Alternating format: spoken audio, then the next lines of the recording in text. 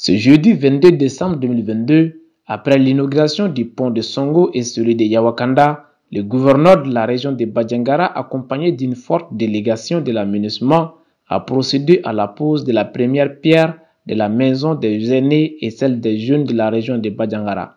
Nous sommes là pour la pose de la première pierre de la construction de la maison des aînés et de la construction de la maison des jeunes. Ça, c'est quand même il y a deux franges de notre société qui sont prises en compte par rapport à ces projets.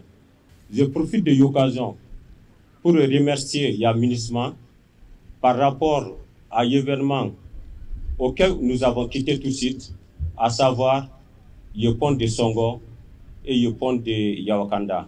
En tout cas, pour notre part, nous vous souhaitons vraiment bon sens par rapport à la mise en œuvre et en tout cas, notre accompagnement ne fera pas défaut par rapport à la réalisation de ces activités.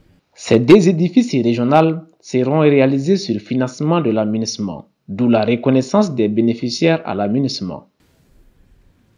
Aux partenaires financiers, j'ai nommé la MINUSMA. Tous nos remerciements et toute notre gratitude pour nous permettre de réaliser un ouvrage qui sera une référence pour les personnes âgées de la région de Badjangara, où elles pourront se retrouver le plus souvent possible pour parler des problèmes qui les intéressent et même pour se distraire. Aujourd'hui, nous sommes sur le site du nouveau siège qui doit abriter le Conseil régional de la jeunesse de Badjangara. Nous venons de procéder à la pose de la première pierre de notre siège. Nous tenons à remercier les autorités régionales ainsi que nos partenaires pour la réalisation future du siège du Conseil régional de la jeunesse de Badjangara. C'est un sentiment de satisfaction totale qui nous anime. Au nom des jeunes de Badjangara, Bankas et de Koro, nous souhaitons vivement l'inauguration de ce siège. Et invitons par la même occasion toute la jeunesse de la région à se mobiliser autour, car ça sera un bien commun, un bien pour l'ensemble de la région, pour l'ensemble aussi des jeunes. Et nous tenons également à réitérer notre engagement auprès de nos autorités et pour assurer le suivi, l'accompagnement du chantier.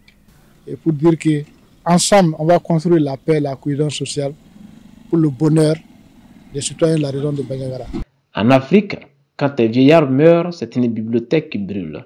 Selon Paul Togo, enseignant à la retraite, cette maison sera non seulement un repère pour les vieux, mais aussi une bibliothèque vivante pour les jeunes.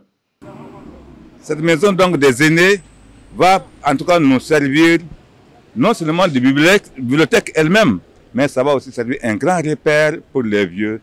Nous comptons quand même utiliser cette maison-là pour conseiller la jeunesse qui est d'ailleurs à côté de nous. Et pour faire beaucoup d'interventions aussi grâce à vous, grâce aux médias, sur les radios, pour essayer de faire en sorte que la société se porte mieux. Aujourd'hui, l'éducation à la maison, en famille, est ratée. L'éducation dans la rue, n'en parlons pas. L'éducation sur le plan national, encore, n'en parlons pas.